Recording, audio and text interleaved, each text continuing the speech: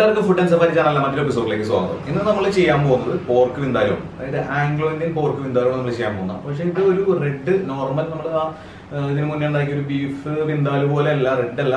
ഇതൊരു ചെറിയൊരു യെല്ലോയിഷ് ആയിട്ടുള്ള ഒരു വിന്താലിയാണ്, ടിപ്പിക്കൽ ആംഗ്ലോ ഇന്ത്യൻ വിന്താലു. അപ്പോൾ അതെങ്ങനെ ചെയ്യണമെന്നുള്ളതിന് നമുക്കൊന്ന് കാണാം. അതിന് മുന്നേ ഞാനിവിടെ എടുത്തിരിക്കുന്നത് പോർക്ക് എടുത്തിട്ടുണ്ട്. അപ്പോൾ നമ്മൾ പോർക്ക് എടുത്തിരിക്കുന്നത് 2 കിലോ പോർക്കാണ്. അപ്പോൾ 1/2 കിലോ വീതം വരുന്ന സൈസിൽ ഇങ്ങനെ ഒരു ക്യൂബ്സ് ആയിട്ടാണ് നമ്മൾ കട്ട് ചെയ്തിരിക്കുന്നത്.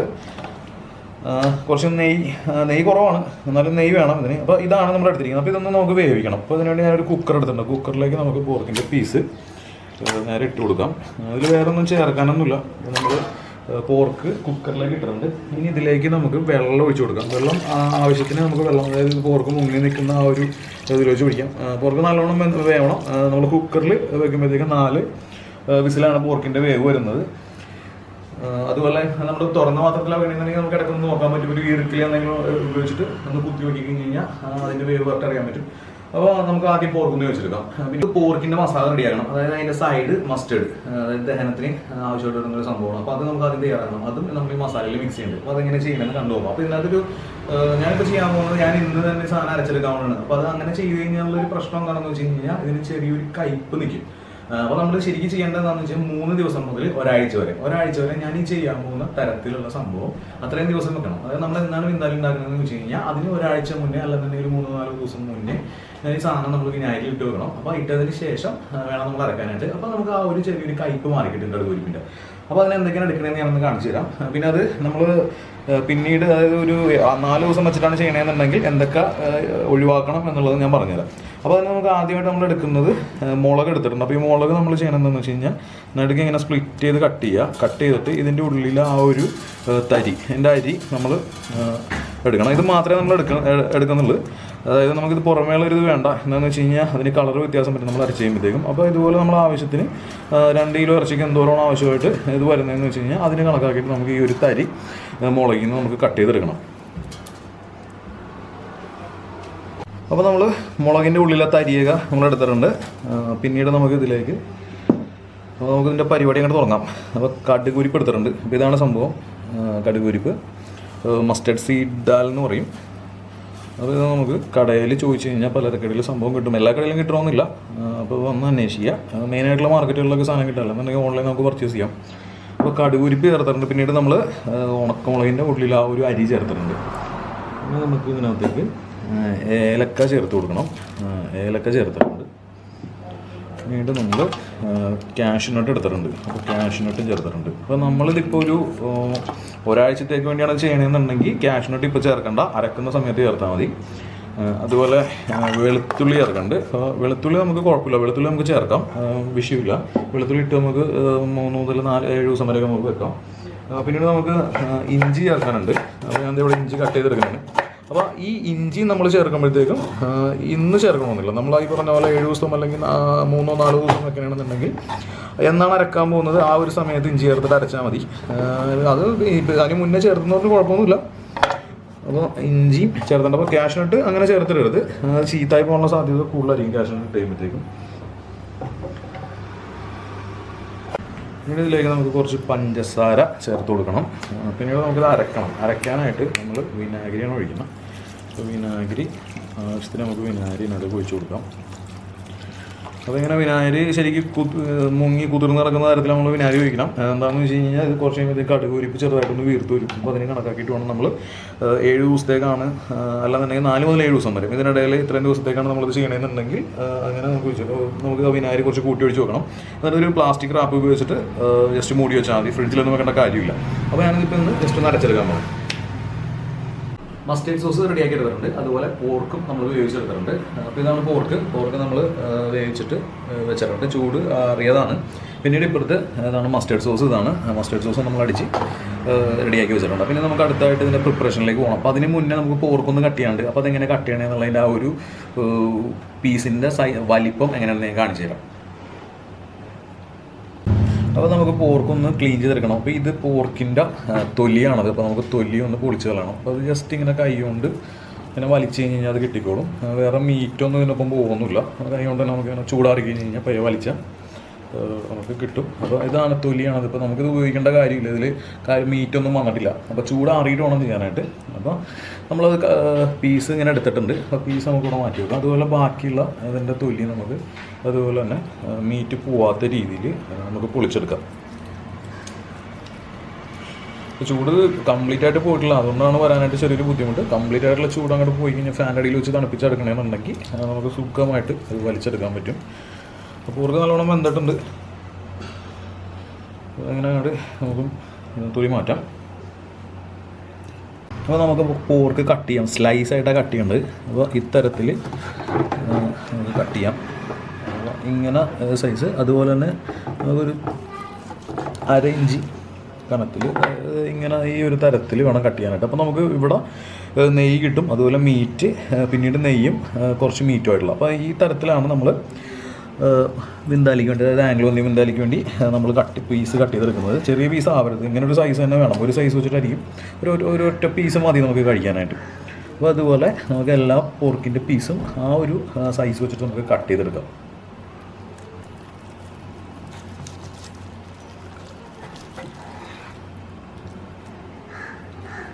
പോർക്ക് ഞാനപ്പോൾ കട്ട് ചെയ്ത് ചെറിയ ചെറിയ പീസാക്കി എടുത്തിട്ടുണ്ട്, അതായത് നമ്മൾ സ്ലൈസാക്കി എടുത്തിട്ടുണ്ട്. അപ്പോൾ ഇത്തരത്തിലാണ് നമ്മൾ പീസാക്കി എടുത്തേക്കണം. അപ്പോൾ ഇങ്ങനെ എടുത്താലുള്ള ഗുണമെന്ന് പറഞ്ഞു കഴിഞ്ഞാൽ നമുക്ക് നെയ്യും കിട്ടും, അതുപോലെ മീറ്റും കിട്ടും. അതുപോലെ എല്ലാം പറ്റാവുന്ന തരത്തിലേക്ക്, അതായത് നമ്മൾ എടുത്തിരിക്കുന്ന പീസ് നെയ്യ് കുറവുള്ള പീസായിരുന്നു. അപ്പോൾ അതുകൊണ്ട് പറ്റാവുന്ന തരത്തിൽ നമ്മൾ ഇങ്ങനെ ഒരു ചതുര പീസായിട്ട് നമ്മൾ കട്ട് ചെയ്തെടുത്തിട്ടുണ്ട്. പിന്നെ നമുക്കിതൊന്ന് മാരിനേറ്റ് ചെയ്യണം. അപ്പോൾ ഇതിനുവേണ്ടി നമുക്ക് ഈ ഒരു ചെറിയ ബേസിനിലേക്ക് നമുക്ക് പോർക്ക് മാറ്റാം. അപ്പോൾ ഇനി മാരിനേറ്റ് ചെയ്യാൻ നമ്മൾ ആദ്യമായിട്ട് നമുക്ക് ഇതിനകത്തേക്ക് ഈ പോർക്കിന് പിടിക്കാൻ ആവശ്യമായിട്ടുള്ള ഉപ്പ് നമുക്ക് ഇതിലേക്ക് ചേർത്ത് കൊടുക്കാം. ഉപ്പ് ചേർത്തിട്ടുണ്ട്. പിന്നീട് കുരുമുളക് പൊടി വേണം. കുരുമുളക് പൊടി മുകളിലേക്ക് നമുക്ക് ആവശ്യത്തിന് തൂക്കി കൊടുക്കാം. എരിവിനനുസരിച്ചിട്ട് കൂട്ടിയാൽ കുറച്ച് അങ്ങനെയെന്ന് വെച്ചിടാം. പിന്നീട് കുറച്ച് മഞ്ഞൾപ്പൊടി വേണം. മഞ്ഞൾപ്പൊടിയും ചേർത്തിട്ടുണ്ട്. പിന്നെ നമുക്ക് കൈ കൊണ്ട് നല്ലോണം ഒന്ന് മിക്സ് ചെയ്യണം.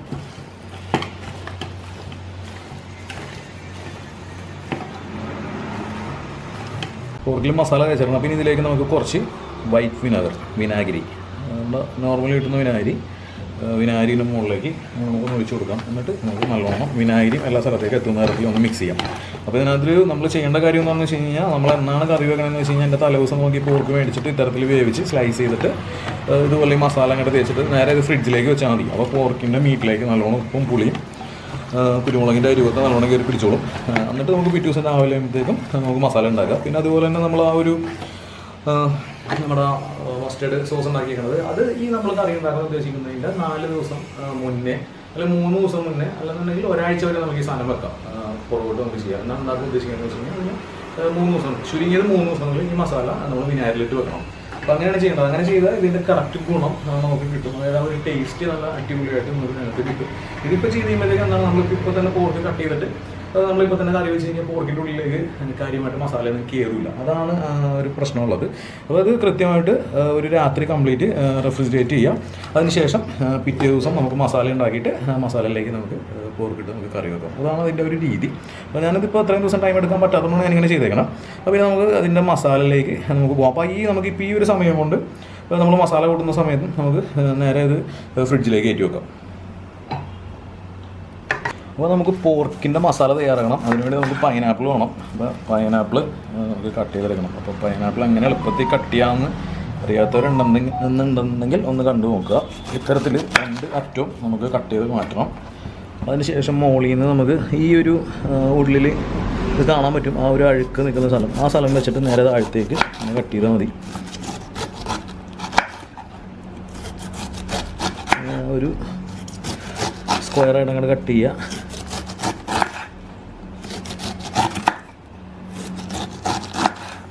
എന്നിട്ട് ഈ മൂല അതും കട്ട് ചെയ്താൽ മതി.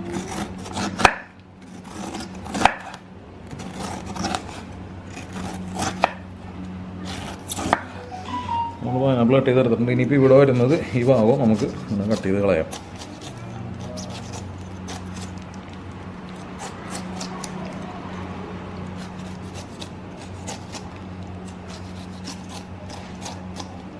ഇനി ഇവിടെ ഒന്ന് ചെത്തി കൊടുത്താൽ മതി. ഇതിൻ്റെ ഒരു മുള്ളുള്ള ഭാഗം വഴി ഒന്ന് ക്ലീൻ ചെയ്താൽ മതി. അപ്പോൾ നമ്മുടെ പൈനാപ്പിൾ നമ്മൾ വളരെ എളുപ്പത്തിൽ കട്ട് ചെയ്തെടുത്തിട്ടുണ്ട്. അപ്പോൾ നമുക്ക് പൈനാപ്പിൾ ഒന്ന് കട്ട് ചെയ്തെടുക്കാം. അപ്പോൾ നമുക്ക് മുഴുവനും വേണ്ട, നമുക്ക് പൈനാപ്പിളിൻ്റെ പകുതി മതി. അതിൻ്റെ പകുതിയാക്കുക. പകുതിയാക്കിയതിന് ശേഷം ഈ ഒരു പീസ് നമുക്ക് മാറ്റി വെക്കാം. എന്നിട്ട് ഇതിൻ്റെ നടുക്കുള്ള ആ ഒരു തണ്ട്, ആ ഒരു കൂമ്പ് പോലെയുള്ള സംഭവം, അത് നമുക്ക് പയ്യെ കത്തി കൊണ്ട് സംഭവം ചെത്തി എടുക്കാം.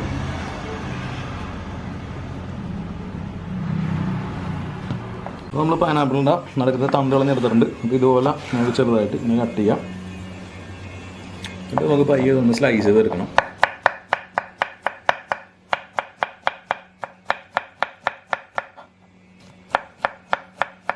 വളരെ തിന്നായിട്ട് കട്ട് ചെയ്താൽ മതി.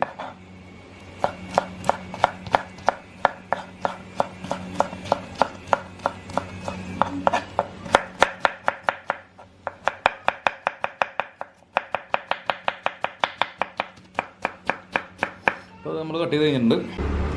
നമുക്ക് സവാളയും സ്ലൈസായിട്ട് കട്ട് ചെയ്തെടുക്കണം. വളരെ നൈസായിട്ട് വേണം കട്ട് ചെയ്യാനായിട്ട്.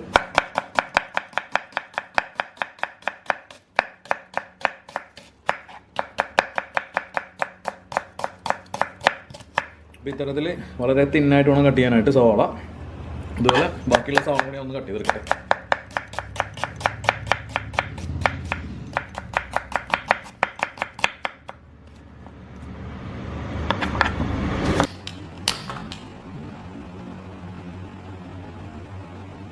അപ്പോൾ നമുക്ക് ആംഗ്ലോ ഇന്ത്യൻ പോർക്ക് വിന്താലു റെഡിയാക്കാം. അപ്പോൾ അതിന് അവിടെ സ്റ്റൗ എത്തിച്ചു കൊടുത്തിട്ടുണ്ട്. അതിൻ്റെ മുകളിലേക്ക് നമുക്ക് ചെറിയൊരു നോൺ സ്റ്റിക്ക് കടായി പാൻ വെച്ച് കൊടുക്കാം. അപ്പോൾ അതൊന്ന് ചൂടാവട്ടെ.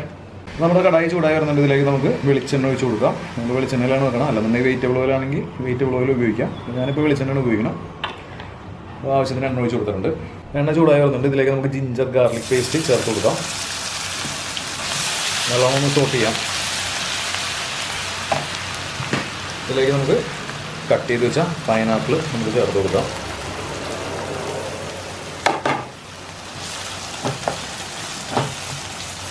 ഇങ്ങനെ ഒരു ഡിഷ് നിങ്ങൾ ഇതിനു മുമ്പ് യൂട്യൂബിൽ കാണാനായിട്ടുള്ള സാധ്യത വളരെ കുറവാണ്. നല്ലോണം നമുക്ക് സോട്ട് ചെയ്യാം. ഇതിലേക്ക് നമുക്ക് പച്ചമുളക് ചതച്ചാണ് പച്ചമുളക് ചേർത്ത് കൊടുക്കാൻ വേണ്ടി.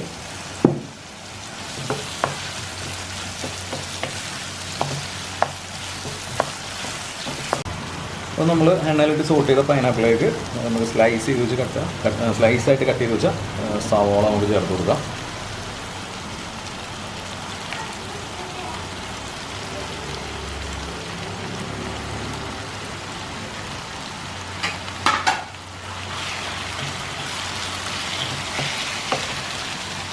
ഇതിലേക്ക് നമുക്ക് കുറച്ച് ഉപ്പ് നമുക്ക് തൂക്കി കൊടുക്കാം. അത് കുറച്ച് ഉപ്പ് ചേർത്തിട്ടുണ്ട്. അപ്പോൾ ഉപ്പ് ഒന്ന് ശ്രദ്ധിച്ചൊന്ന് ചേർക്കാനായിട്ട്, കൂടി പോരുത്.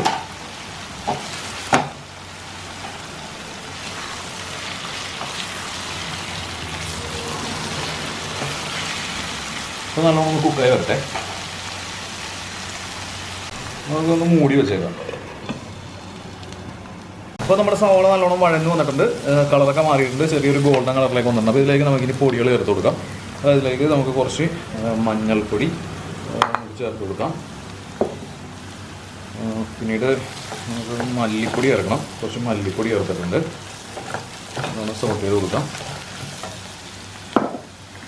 ഇത് ഗരം മസാല പൗഡറാണ്. കുറച്ച് ഗരം മസാല പൗഡർ ചേർത്തിട്ടുണ്ട്. എന്നിട്ട് നമുക്ക് കുരുമുളക് പൊടി ചേർക്കണം. അപ്പോൾ കുരുമുളക് പൊടി നോക്കി ചേർക്കണം. നമ്മൾ പോർക്കിലും ഇപ്പോൾ നമ്മൾ നല്ലോണം മാരിനേറ്റ് ചെയ്തിട്ടാണ് നമ്മൾ ഫ്രിഡ്ജിലേക്ക് വെച്ചേക്കണം. അപ്പോൾ എരിവ് കണക്കാക്കിയിട്ട് വേണം, അതിലെന്തോരം ചേർത്തു എന്നുള്ളത് നോക്കിയിട്ട് വേണം നമ്മൾ മസാലയിലേക്ക് ഇട്ട് കൊടുക്കാനായിട്ട്. ഒന്ന് നല്ലോണം നമുക്കൊന്ന് മിക്സ് ചെയ്ത് കൊടുക്കാം.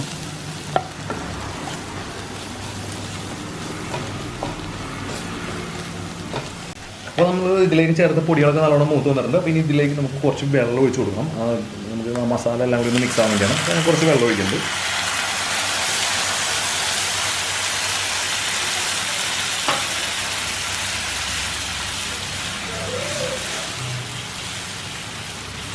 നല്ലോണം തിളച്ച് വരട്ടെ. നമുക്കൊന്ന് മൂടി വെക്കാം.